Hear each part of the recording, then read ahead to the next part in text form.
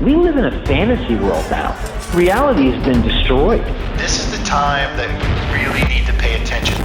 The probabilities are overwhelming on gold's side. That is the best environment to see gold increase its value. Welcome to Palisades Gold Radio. I'm your host, Tom Barjovics. Joining me today is returning guest, E.B. Tucker. He's the director of Metalla Royalties and the author of Why Gold, Why Now? The War Against Your Wealth and How to Win It. E.B., thanks for joining me today. Thanks for having me. E.B., there's an interesting story about how quickly you wrote that book. Could you share that with us? 23 days. And that is a true story. And the two people that I give credit to in the beginning will vouch for that 23 days. It's not something I made up. So what happened is I was in a meeting with a guy that's a Zen master. I don't know if people know what that is, but it's just kind of like an old guy that plays tricks on you all the time. And it's just interesting. Helping you learn about life and all these things. Anyway, he also has money. It's not like you have to be broke to be a Zen master. So the guy has a Porsche. The license plate on the back of it is a vanity plate. It says awake. So it's just, anyway, all this is very funny. I'm telling him what's going on with gold. This is in early April, and he's worried about the virus and all the shutdowns and the money. And I said, yeah, but it's going to go much higher. And he's like, EB, nobody knows this stuff. And I'm thinking, how can you not know this? It's just, this is fundamental as fundamental gets, basic. And he said, nobody knows it. You need to do a TED Talk. And I said, I'm not going to do a TED Talk. It's a waste of time. And maybe I'll write a book or something called Why Gold, Why Now, and explain it to people. And he said, now that's a good idea. And it was that spontaneous. So that was on a Friday. I came to the office Saturday, and I wrote 2,000 words per day for 23 days, books about 50,000 words. And every night I would send the 2,000 words, 2,000 plus, to my sister, who I give credit to in the book, and she would read that and tell me if it was coherent, made any sense. He said, "Oh, you lost me here," or whatever. And then had John Panger, my analyst and friend. He kind of helped me on the editing to get it cleaned up. And so what we did is like a workout, like working a muscle. I just wrote 2,000 words a day, even if I didn't feel like it. In fact, in the middle of the book, I had a back spasm because remember it was a lockdown, so you can't go to the gym or do any workouts or see the chiropractor, nothing. So I had a back spasm, and I was hunched over, still writing the 2,000 words. Because what happens is you get into a flow. People that want to write a book, anybody out there that wants to write a book, let me tell you, don't be one of these people that spend 7 years writing the book. Okay, it's totally unnecessary. When you start writing, if you create discipline, what will happen is you'll crystallize your thoughts, and it puts pressure on you. And then you get into it, and it becomes a task that you're very interested in finishing. Whereas if you just say, I'd like to write a book someday, or, I started a book and then I just got distracted, and 10 years later, I still don't have a book. Not only are you never going to finish, it's also going to be terrible. So you got to get into this flow. Writing is an artistic endeavor. And you got, like any artistic endeavor, you got to get into a flow. And then when you read that book, anybody out there that's read the book, this is the cover of the book right behind me. If you read the book, you can feel me talking to you as clean and crisp as I'm talking to you right now. And that's what a good book should be. It should be something that's not difficult to read. This is not a story of like the Peloponnesian War or something. This is not boring. There's 3 parts to this book. One is the history. It's very easy to understand. I tell personal stories about my grandfather, whose mother gave up all her gold in the 1930s confiscation. Tell that story. I mean, that's a real story. It's a true story. I tell it from the point of view of my grandfather telling it to me. It's very easy to understand in that way. And then we go into why now. It's not just about, the virus. No. It's about, you got to see the dominoes, Tom. You got to see negative interest rates, MMT, paying people not to work. And then you got to see Fedcoin, the crypto dollar that will track every single purchase you make. This is not going to be Bitcoin dollar. It's going to be Fedcoin. You need to understand how this works. And the book tells you to see the whole series. Don't just say, well, what day is gold going to go up? It's not about that. What's next? If you know what's next, you know how to profit. And then you get into part 3 is, what have I done? I tell you what I've done with my own money. I mean, it's one thing to buy coins. I tell you which coins to buy. I give you the name and phone number of dealers that I've done a lot of business with, and you call them and you tell them you read the book, and they'll help you.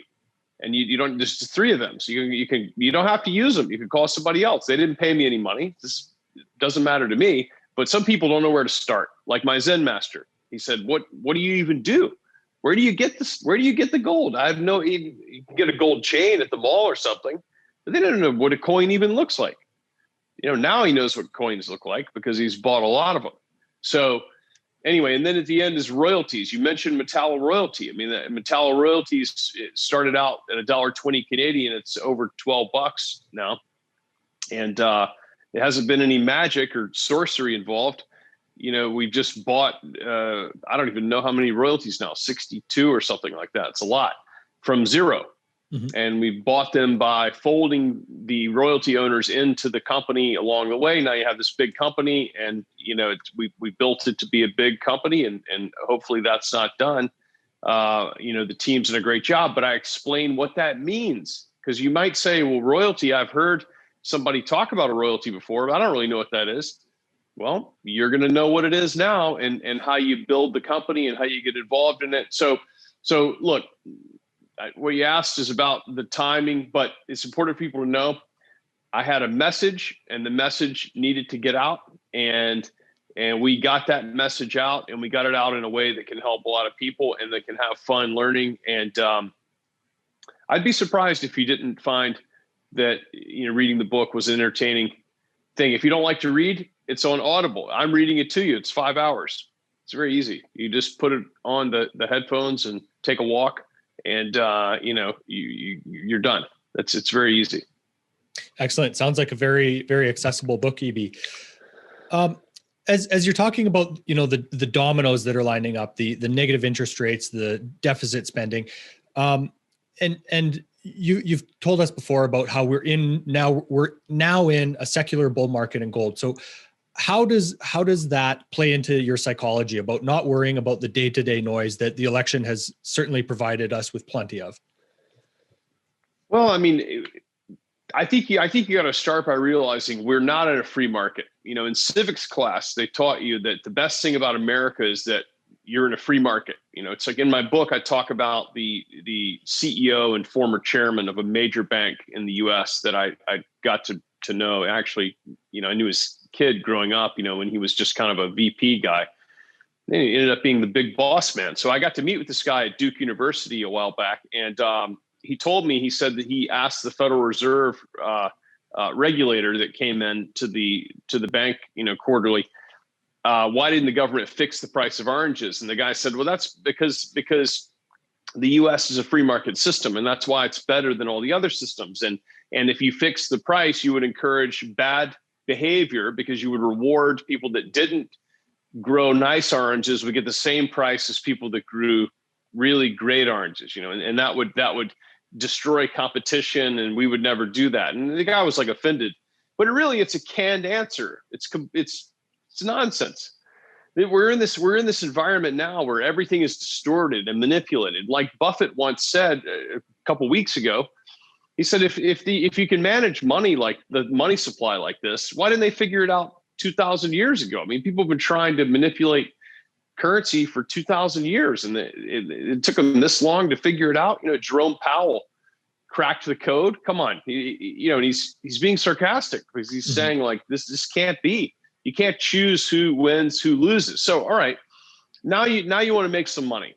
So you want to make some money, and everybody says, oh, I don't, I'll make this investment. I don't care what happens. It's not true.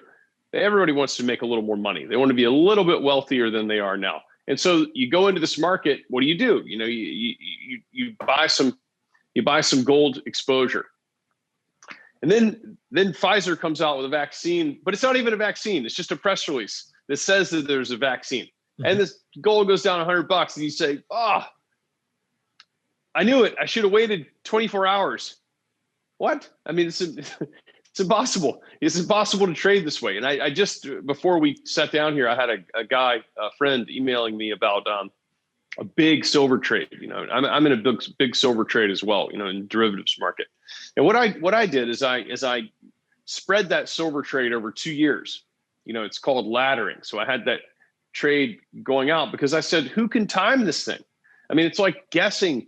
It's just a complete guess. I mean, day to day is impossible. I mean, you might get it right once, but who knows? I mean, where this thing is, silver's headed to $100. Bottom line, you look at the market, it's headed to $100. Why is it headed to $100? Well, I'm surprised gold's not 3,000 now. Mm-hmm. That would be 19 trillion for the value of all the gold in the history of the world. Not a very big number. It's only 3 times what the U.S. spent in the last year. Government. Think about that. I mean, the U.S. can spend in 3 years the collective value of every ounce of gold mined in the history of man.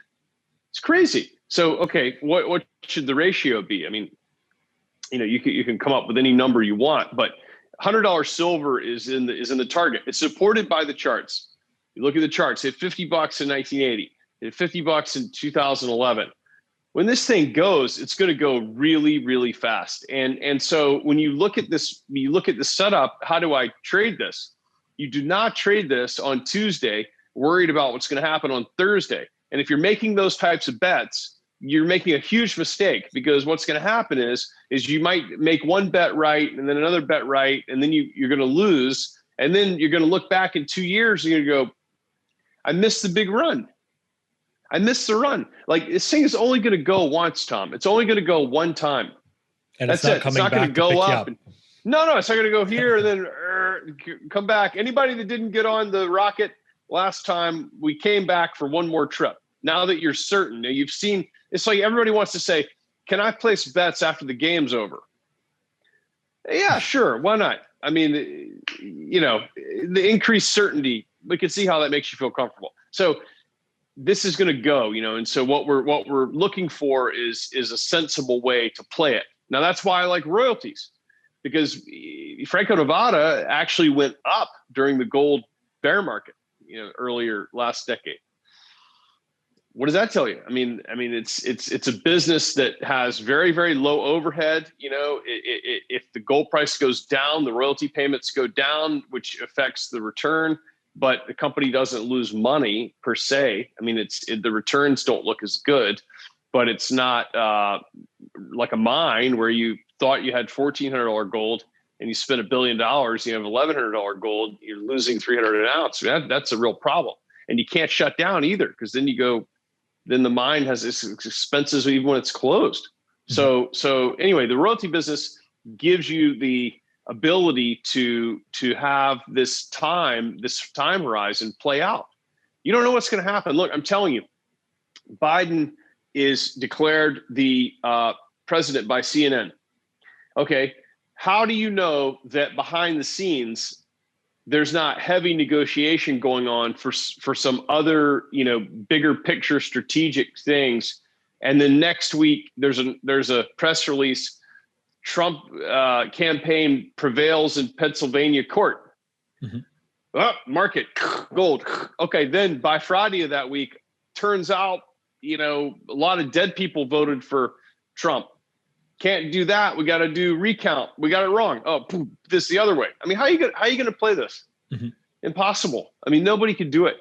Now, where does this all end, though? That we can play. That we can see. We know how this is going to play out. Like Buffett said, are these guys going to be able to have financial alchemy? I doubt it, because otherwise somebody would have thought of it before. Mm-hmm. So in your opinion, EB, is there any difference for, you know, what comes down the road if Biden and or Trump ends up being sworn in January?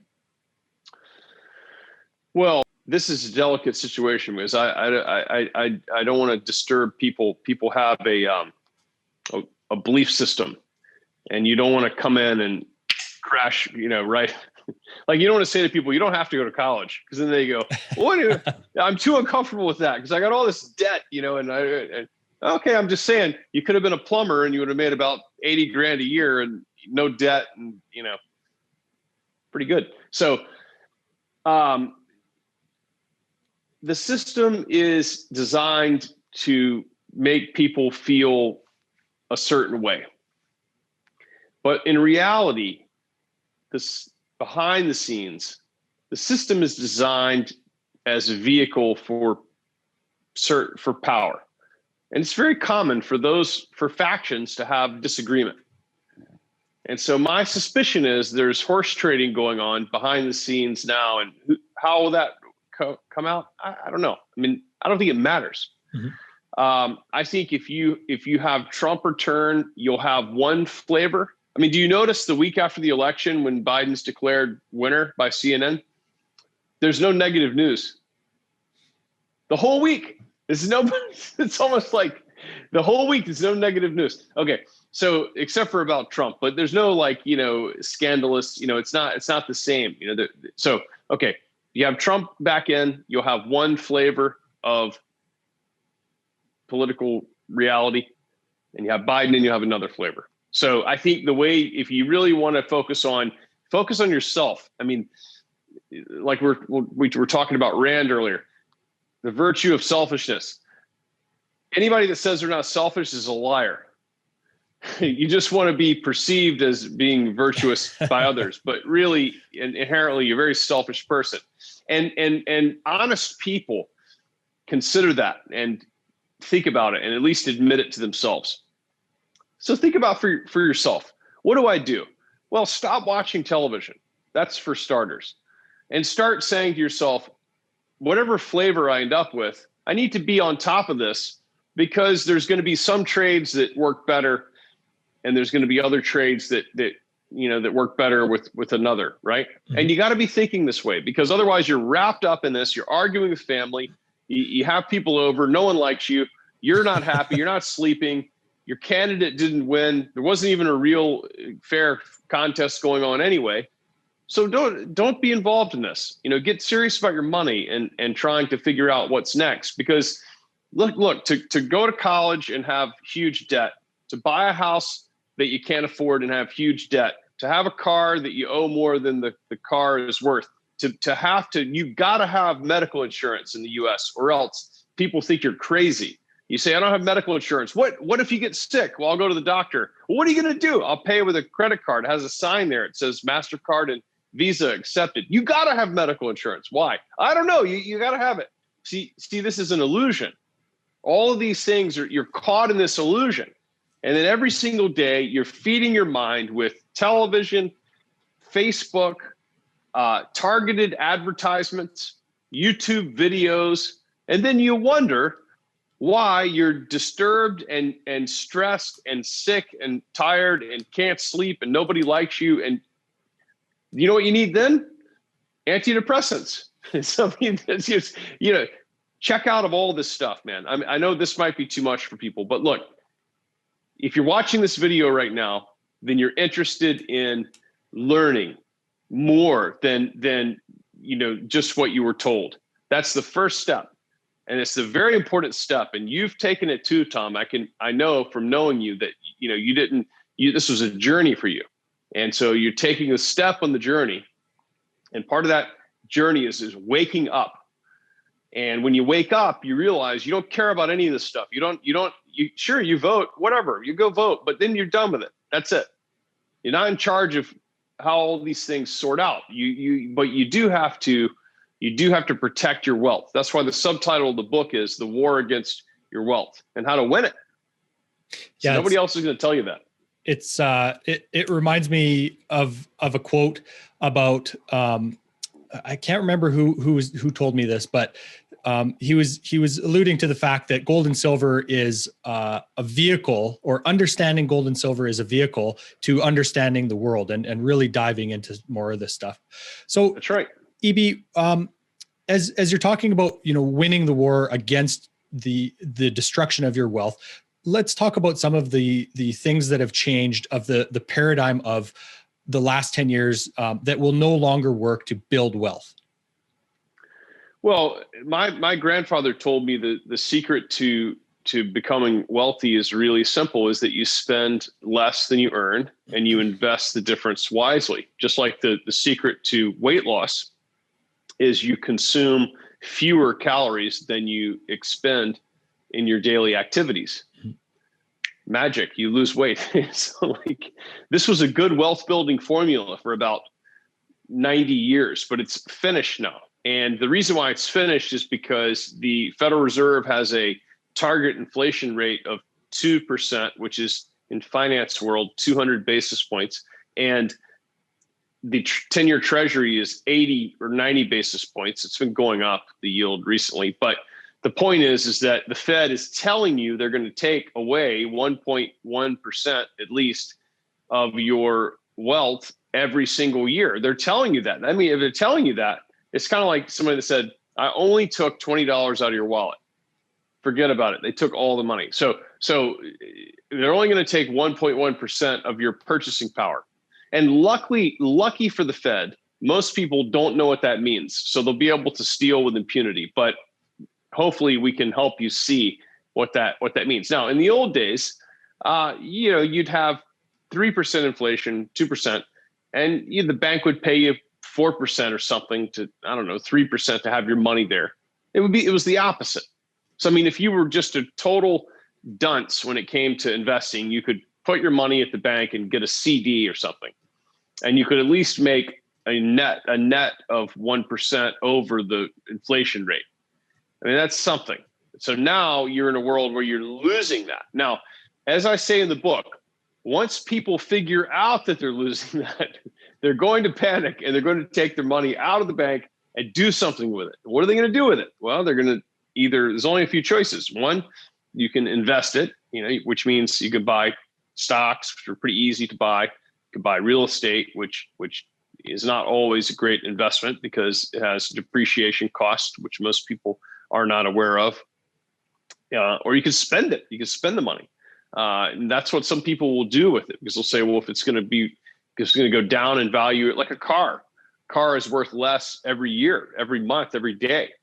That's the deal. If you have your money sitting in a savings account paying 0, and the Fed is taking 2% away every year of your purchasing power, doesn't take very long before you have nothing. So people, once they figure this out, they're going to make moves rapidly. Now, I expect at that time, there'll probably be regulations for what you can and can't do, so they're becoming a little bit stricter. So, I mean, I know in some places they have very low rate mortgages now, but there's restrictions. You can't pay the mortgage off, or you have to pay a big penalty if you pay it off. And so we talk about how all that is coming. And I think people they can't see that, but this is happening now. And what do you think that's going to do to gold? I mean, the whole negative argument against gold was that you don't get a dividend from it.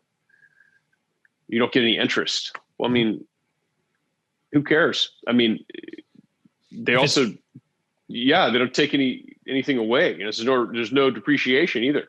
So yeah, if it's preserving the purchasing power of your currency, that seems far better than losing it. So, EB, when we're talking about interest rates being so low now, that basically incentivizes people to spend their savings, and yet monetary velocity has been falling now for years and is at all-time lows. So, are people waking up and not spending? And to go along with this, how can the Fed trigger the inflation that they're after if nobody is spending money? Well, it's happening. It's happening now. It's happening right now. I mean, I have a bunch of rental property. And I just met with my manager yesterday. We're doing a unit turn. Somebody moves out.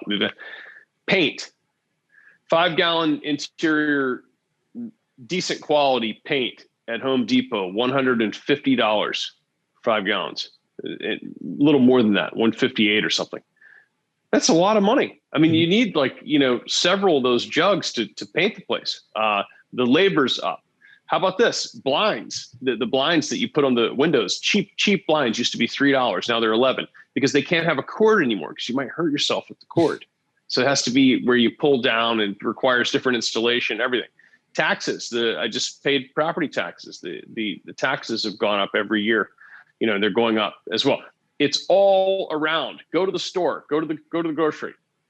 get a cart of real food. I mean, I'm not talking about, when I used to write with Doug Casey, we did this where we went to Walmart and bought some items like to make lunch for 5 people, cheap.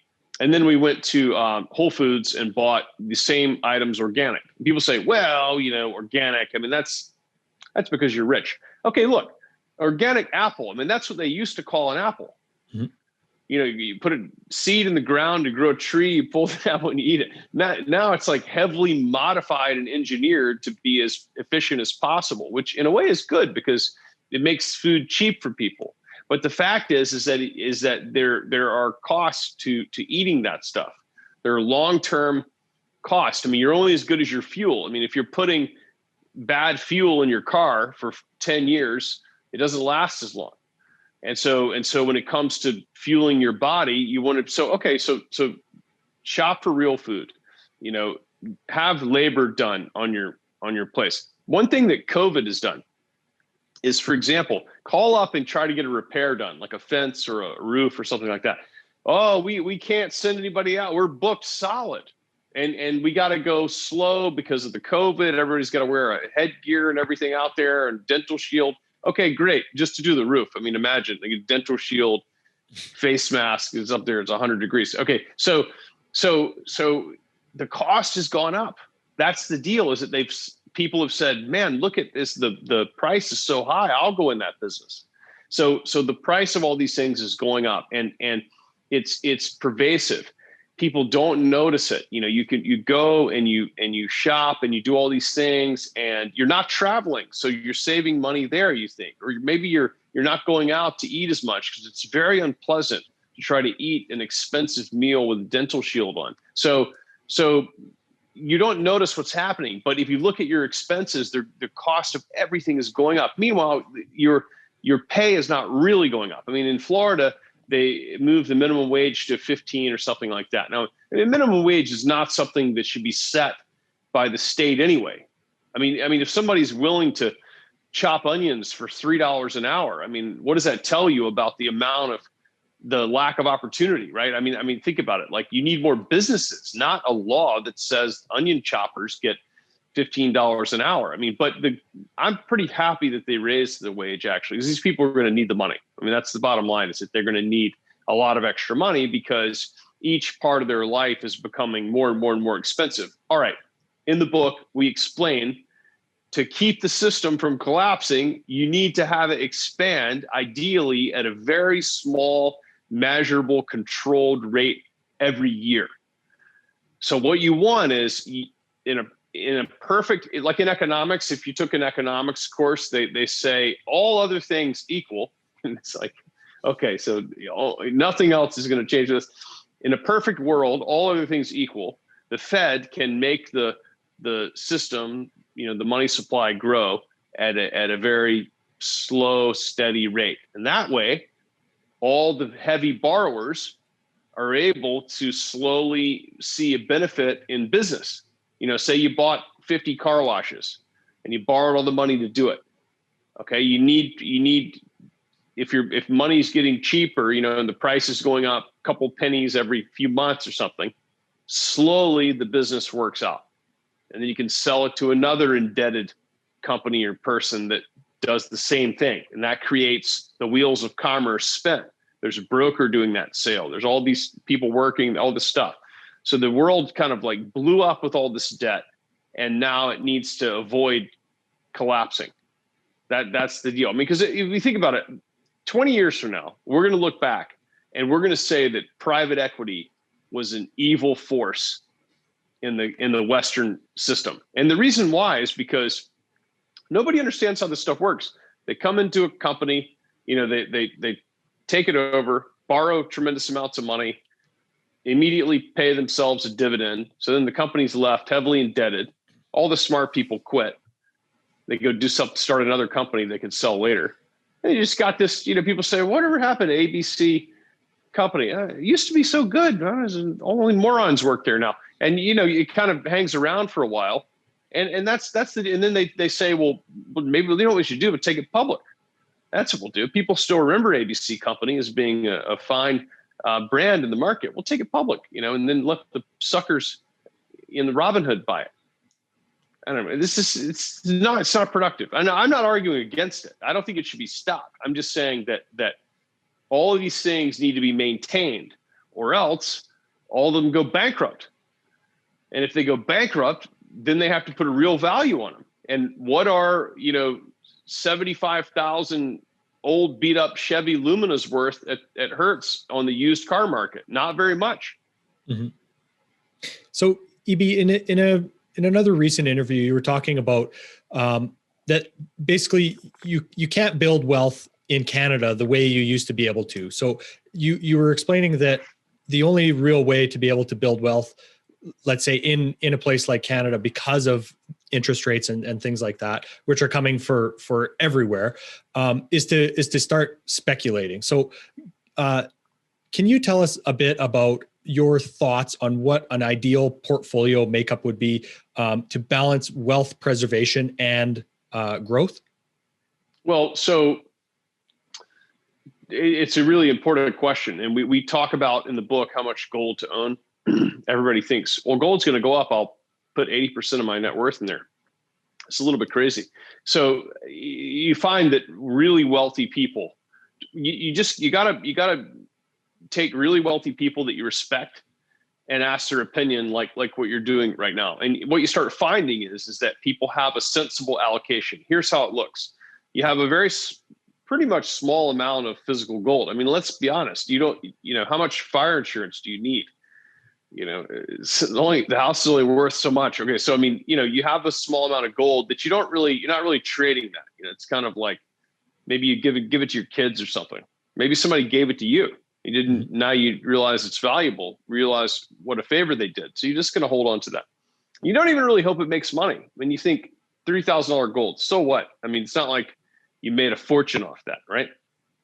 And then you can have some gold that you're trading, for example. Maybe you're involved in more of a trade with some gold. Then you can have some mining stocks, and some royalty stocks can be a more serious investment. And this is a small portion of your worth, right? Then you have assets like real estate, and art and things you enjoy, and maybe a share of a private business, all these types of things. And so then you have cash and maybe some life insurance, all this stuff. Okay, now then you get over here to the very end and you have your speculative portfolio. Now, this is where people go way astray, all right? A speculation is a gamble that a 1% position, like say you have a $100,000 account, a $1,000 investment that hits could turn into 10,000, right?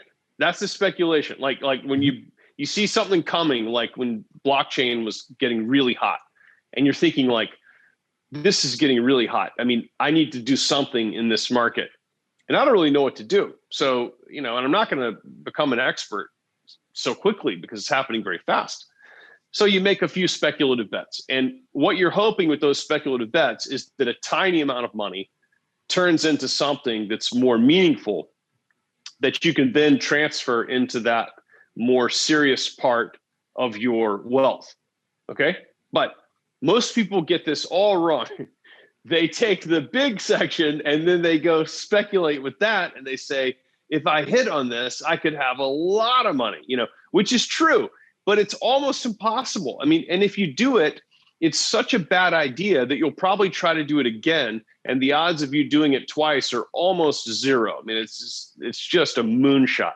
So Canada is a very interesting place because it's extremely expensive to live there when it comes to real estate. I mean, even parts of Alberta, I mean, it's really, really expensive. And so it's very difficult to say, well, I'll buy a studio apartment for $1,300,000 or something, and then I'm sure I'll make so much money on it that I'll be able to retire. I mean, it's not really feasible.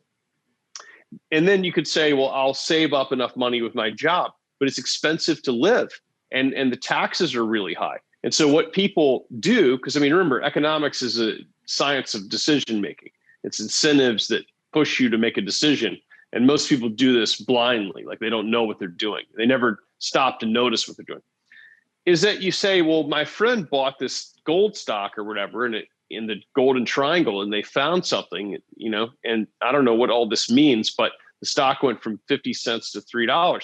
So I'll try to buy some of those stocks too. What should I do? Watch an interview or something, and maybe they'll tell me the secret ticker symbol, and I'll just buy that, and then my worries will be over. So this is how people think, and this very, very well. But if you want to be smart about it and you want to get rich, you got to realize it takes a long time to get rich. There's not many people that create immense wealth in 1 or 2 years and then are rich people their whole life, because they haven't gone through enough trials and ups and downs to understand how to keep money.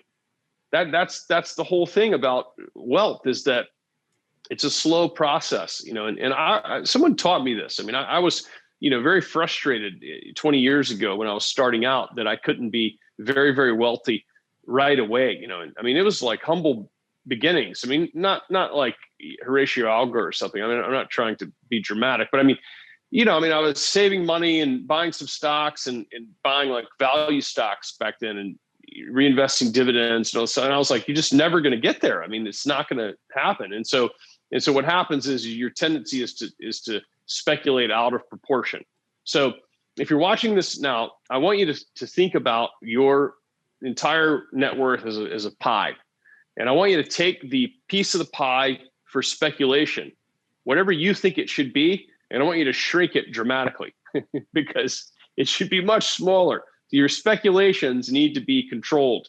And when they work out, they're going to create bigger sums of money for you. And some of that money can go to more permanent investments, and some of it can speculate again. But don't be one of these people that it turns into a gambler.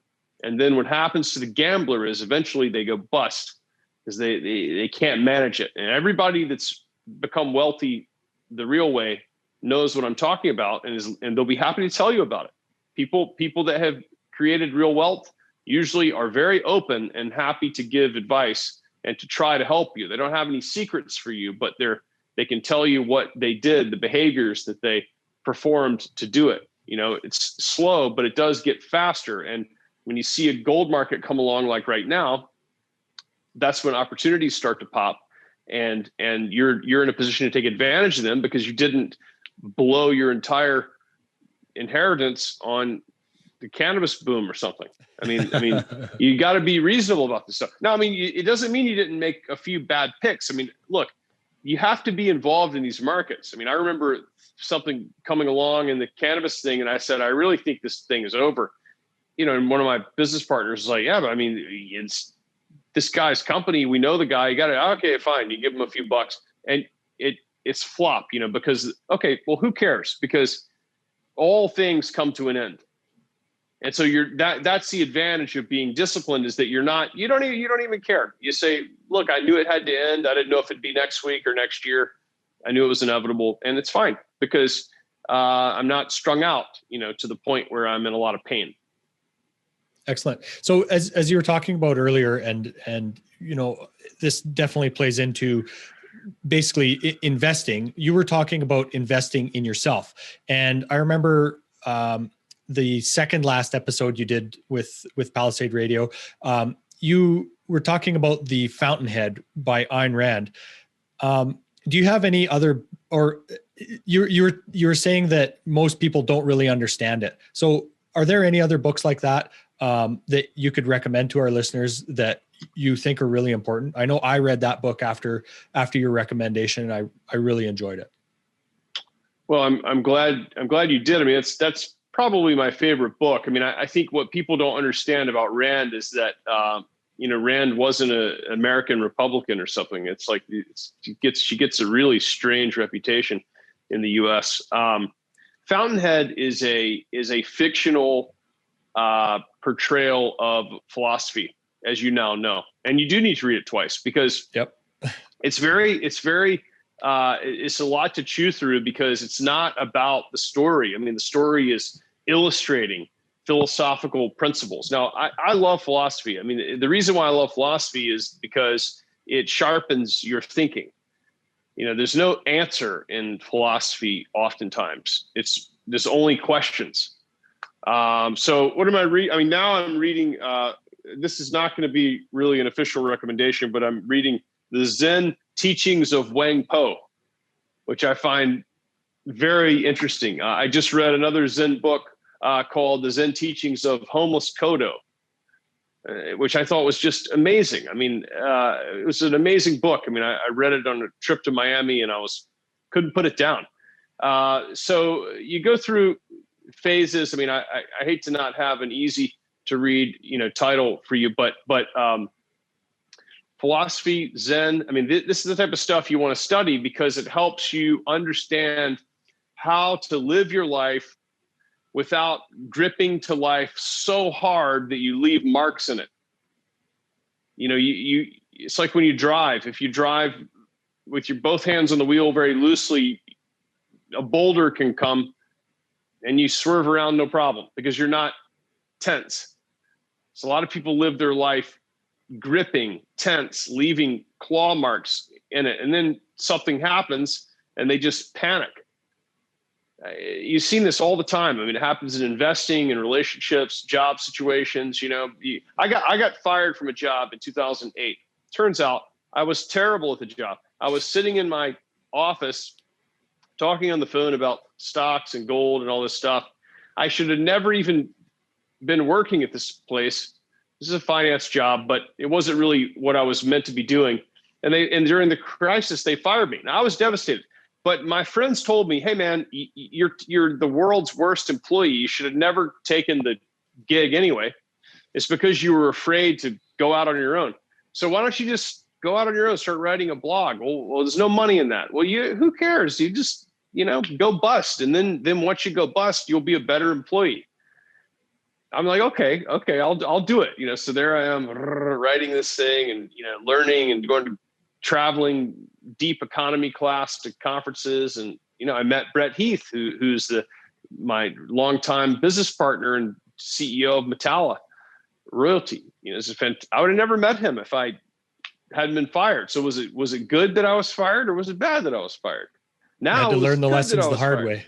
Yeah. Back then I thought, no, it's bad that I was fired. Now it's good that I was fired. Well, that's a philosophical question. So everything that you're upset about right now, is it good or is it bad? Is it something that's happening to you that you think is terribly unjust? It's a bad thing. Really? Is it bad? Maybe in a few years you'll say, if that didn't happen, that wouldn't have happened. So, okay, well, why is this? I don't want to just bore people with this, but why is this important? All this stuff comes back to how you see the market. If you go into the market and you demand that things got to be the way you need them to be, you're in big trouble. You're really in big trouble. You're going to lose all your money. James Dines has a book called Mass Psychology. It's really fun to read it. I mean, you're in huge trouble. The market's going to see you coming, and it's going to take all your money. Maybe you'll learn from it. Maybe you'll blame the market. It's the market's fault, not my fault. The market stole from me, so the market's bad. I mean, this is how most people live their life. Don't be most people. Invest in yourself. Investing in yourself means taking the time to read, whether it's a newsletter or a book or like read Lessons of History by the Durants. There's a good book. You read that. That you start going back and looking at how things worked out in the past, and it makes today a lot less confusing. Excellent, EB. Well, I think that's sound advice for our listeners. Is there anywhere you'd like anybody to check out to kind of learn more about you and about Metalla? A couple of things. One, Why Gold, Why Now is available on Amazon, on Audible, through Barnes & Noble. It's almost every country, most countries in the world. You can get it all over the place. Get a copy, check it out. The second piece of this is Metalla. Once you read the book, you'll see how we started Metalla. I tell you the whole story. Metalla trades in the US and Canada. MTA is the ticker in both countries. It's on the NYSE. It's on the TSXV. But the third thing, could be most interesting, is we have another royalty company called Nova. And Nova is a copper nickel royalty company because copper is the key ingredient to electrification of the green movement. And nickel is the key ingredient in batteries, which you can't have the green movement without batteries. Because when it's windy, you make a lot of power, you got to put it somewhere. So nickel is in high demand. I'm very interested in nickel. And so we started Nova Royalty. Ticker is NOVR. on the TSX Venture. In the U.S., it's applied for a OTC, symbol, so it's coming. But you can buy it in Canada now, and it's done quite well. I mean, it's come out. We got about 16 royalties or something, I think, and it's the same people behind it as Metalla. So read the book, look at Metalla, look at Nova. Follow me. I have a connection to my LinkedIn at the end of the book. If you do the Kindle, you can just click on it at the end so you can stay up to date with what I'm doing. And why don't you have me back in the future, Tom, and then you can see if any of these things worked out the way we predicted. You can hold me accountable. Excellent. Sounds great, EB. We'll make sure we do that. Thanks for your time today. Okay, thanks. This podcast is for general informational purposes only. Nothing on this podcast should be taken as investment advice. Guests on this show are not compensated for their appearance. Listeners are urged to educate themselves and make their own decisions. Do not base any investment decisions on the information contained. To view our full disclaimer, please visit our website.